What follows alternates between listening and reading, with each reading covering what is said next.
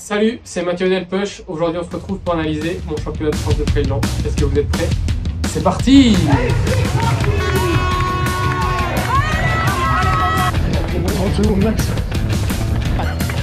Allez, Max!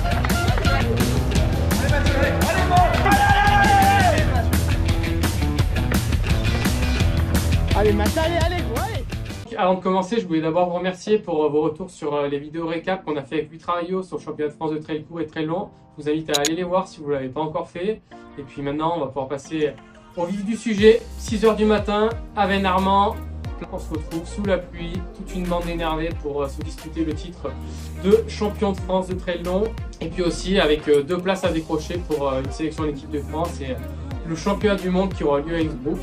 Et donc c'est parti sous la pluie. Les fauves sont lâchés, moi je suis excité comme un Manu Mérias au salon de la Borde. Ça fait plus d'1 an que je n'ai pas fait une course de haut niveau, en sentant que j'avais des bonnes sensations et que quelque chose pouvait se passer. C'est vraiment énorme d'être là, je suis trop content et les sensations répondent direct.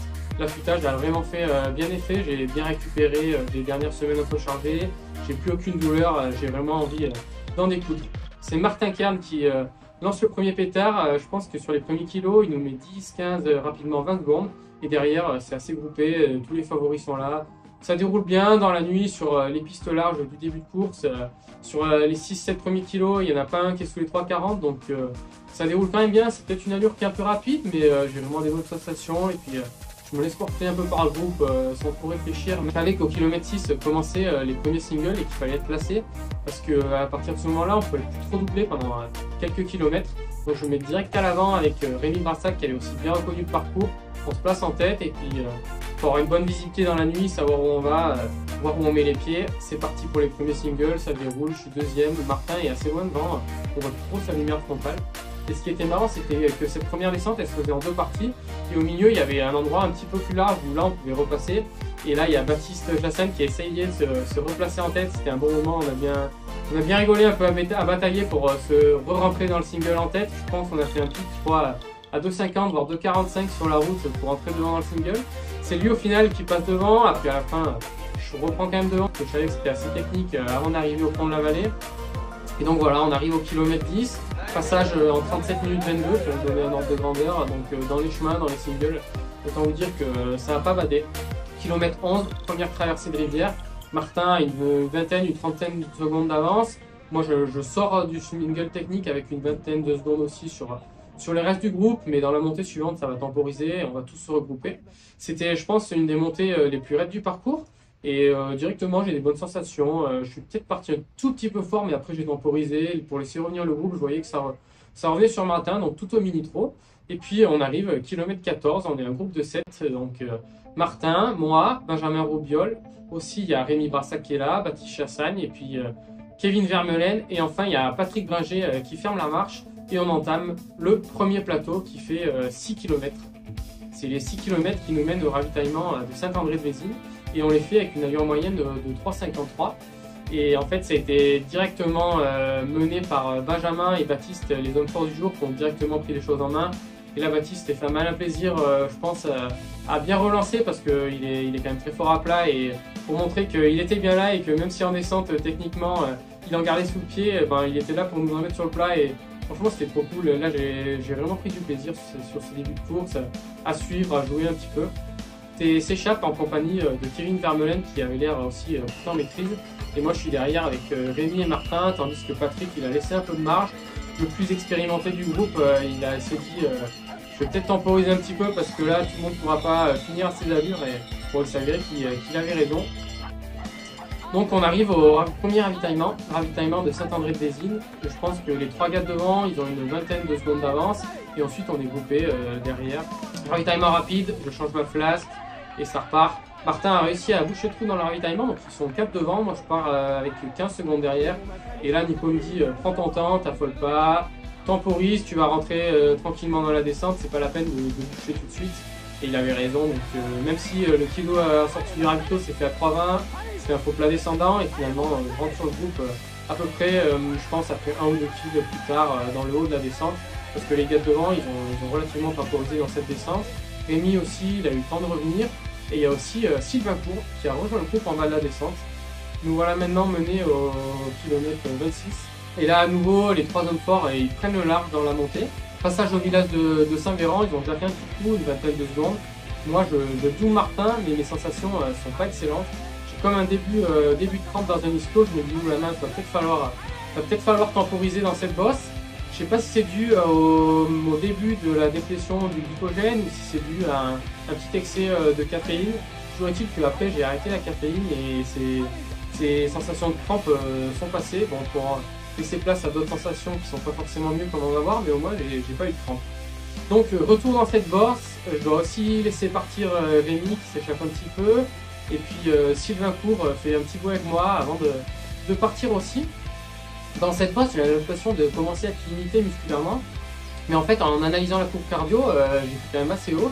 Et Nico m'a même dit que là, j'avais peut-être fait une petite erreur de pacing. J'aurais dû temporiser encore plus parce que j'ai fait presque une demi-heure à 2-3 pulses de mon seuil. Donc j'ai peut-être laissé des plumes à ce niveau-là. Et donc là, on arrive au kilomètre 30. Le plateau de Revins, mais qui n'est pas un plateau vraiment lisse. Il y a quand même des bons coutures. Et là, mes sensations commencent. C'est le début de la dégradation des sensations. Musculairement, ça déroule moins bien, je suis pas top, mais bon, ça déroule, ça fait son petit bout de chemin jusqu'à des passages à un moment où c'était assez ouvert. Et là, je vois devant toujours les 3 hommes en tête, ensuite c'est Sylvain qui est derrière eux, Rémi, tout ça dans les 2 minutes devant moi. Et quand je me retourne derrière moi, je vois un grand Romain Maillard qui a l'air lui de bien dérouler justement. Ravitaillement 2. Ravitaillement express, j'ai décidé de prendre mon sac à dos. Je vais revenir plus tard dans la vidéo pour vous donner un peu plus de détails sur mon matériel et le ravitaillement que j'ai fait, la stratégie nutrition. On va rester sur le récit de course pour le moment. Et donc je repars de ce ravito. Et là, j'ai été bien remotivé. Franchement, il y avait une super ambiance au kilomètre 36 à Revins. Il y a pas mal de monde qui m'encourage et tout. Et je me dis, bon, mais quand tu continues, ça va passer, tu vas revenir. Là, à ce moment-là, j'étais 6ème, donc c'était pas si mal. Et puis finalement, j'ai du mal quand même à relancer jusqu'au kilomètre 40. Là, il y a Romain Maillard qui me passe. J'ai l'impression qu'il est double vitesse par rapport à moi. Je reste pas une seule seconde dans ses baskets. Et puis on entame la 3e grosse descente. La descente sur le village de Cantobre, que j'avais reconnu, où je voulais commencer à accélérer.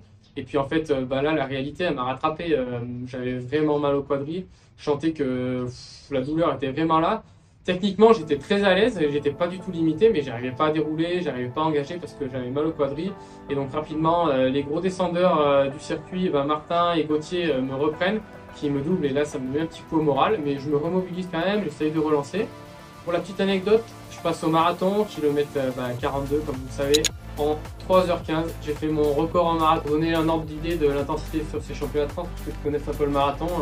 Là c'était un marathon, mais il y avait quand même 1400 mètres de dénivelé positif et 1700 mètres de dénivelé négatif dans les chemins. Donc pour vous dire qu'on n'a pas trop traîné. Là je suis encore relativement dans le coup en fait, je suis qu'à 4-5 minutes de la tête au kilomètre 50 au niveau de la 3e bosse. Mais je sens que vraiment mes sensations se dégradent, que les forces quittent mes quadris et puis petit à petit, là c'était le début de la fin, kilomètre 50, j'ai commencé à me faire doubler très régulièrement, j'arrivais plus trop à relancer sur les chemins en balcon où j'avais prévu de vraiment dérouler, d'essayer d'avoir des bonnes sensations. Je trottinais peinement. Passage au kilomètre 52, j'avais un petit groupe qui était venu m'encourager, c'était cool de les revoir. Ils ont réussi à me remotiver. À ce moment-là, je savais que ça allait être très compliqué de bien figurer, mais je me disais, c'est pas grave, tu continues de travailler, tu vas jusqu'à la ligne, ça te fera une très bonne séance et ça te fera passer un cap. Et surtout, j'avais pas de mauvaise douleur, dans le sens où j'avais pas des tendons qui couinaient ou un début de blessure, c'est juste que mes quadris étaient défoncés et que j'avais très mal au quadri, mais c'était pas non plus très alarmant. Et donc je continue petit à petit à trottiner doucement. Et puis je dois me résoudre sur certains passages à marcher. Et puis petit à petit, la marche a pris de plus en plus de place dans cette course. Et moi j'arrivais vraiment plus à avancer. Kilomètre 55, 2 km de plat, je pense que j'ai fait 2 km à plus de 10 voire 15 minutes au kilomètre. Je marchais très douloureusement, j'avais du mal à avancer et là je me suis dit tu fais rapidement le calcul, il reste 13 bornes avec 500 mètres de dénivelé, tu n'arrives pas à marcher sans douleur, ça va être impossible d'aller jusqu'à la ligne, donc j'ai dû me résoudre à mettre le clignotant et arrêter cette course, kilomètre 55 après 5 heures de course. Donc voilà, si ça vous intéresse de savoir ce qui s'est passé à l'avant, je vous invite à aller voir les récaps qu'on a fait avec Louis et puis nous on va aller à l'intérieur pour que je vous fasse un petit débrief matériel, nutrition et surtout qu'on analyse cette course et comment on explique avec mon entraîneur cet échec et pourquoi il y a quand même du positif à retenir. Petite transition matériel et nutrition. Sur cette course, le protocole nutrition que j'avais fait avec Sébastien Diffenbrom, ça a été d'essayer de viser entre 80 et 100 grammes de glucides par heure. Donc avec une base de compote Baou complétée avec de la boisson énergétique. À ces intensités-là, j'ai du mal à lâcher, donc moi j'ai pas pris de barre, j'ai juste pris une barre 20 minutes avant le départ. Et puis après, j'ai tourné avec ça. Et comme chaussures, j'avais les Katamoun 2, les nouvelles pépites de chez Brooks. Franchement, en trail, elles sont vraiment polyvalentes. Maintenant, je ne mets plus que ça. Et sur les portages, j'ai utilisé le matériel de mon sponsor Oxytis. Je suis parti avec une Slim Belt qui a bien fait le taf. Et après, j'ai complété avec un sac Atom 6 qui est le plus léger de leur gamme et qui est vraiment léger et qui permet quand même d'emmener 2 flasques à l'avant et de la nutrition. Donc voilà, maintenant on peut passer à l'analyse de la course. En fait, l'analyse de la course et de cet échec, ça peut se résumer très rapidement en fait en une phrase. J'ai pas assez borné. Donc je vous mets à l'écran là toutes les bornes que j'ai fait à pied en fait sur l'année dernière et avec toutes les complications que j'ai eues avec l'arrêt forcé, avec l'opération, puis la fracture fatigue, puis tous les problèmes que j'ai eu en septembre. En fait là sur cette période d'un an, je totalise même pas 1000 bornes. Je suis à 960 km. Là où je pense que l'intégralité du top 10 c'est entre 2000 et 5000 pour le plus gourmand. Et en fait sur un trail long, ça pardonne pas. Même si ma prépa elle a été relativement correcte sur les 2 derniers mois, j'ai réussi à faire 2 semaines à 120 km. Ce qui m'a manqué c'est vraiment des gros blocs et vraiment des courses qui permettent de passer des caps au niveau musculaire. J'ai fait aucune course longue sur l'année dernière. Et donc ça c'était mon gros point faible. Et puis aussi j'ai été embêté en fait pendant cette prépa sur les 3 derniers mois par un tendon d'Achille qui était assez douloureux et assez inflammable dès que je faisais beaucoup de kilomètres. Donc j'ai utilisé une technique qui était plutôt de faire des sorties avec beaucoup de fréquence, mais j'ai fait une seule sortie pendant toute ma prépa de plus de 25 km et donc c'est ça où j'ai été un peu faible à cause de ça aussi. Maintenant ma stratégie a été peut-être aussi un peu agressive au début de course, d'essayer de suivre la tête, de jouer un peu devant. Ça c'était peut-être un peu risqué, mais moi j'étais là, je vais être honnête, ce qui me faisait rêver c'était la sélection pour aller à Innsbruck sur les championnats du monde, défendre les couleurs bleu, blanc, rouge, parce que c'est un parcours qui m'attirait beaucoup, où je pense que j'aurais eu plus de qualité que sur celui-là.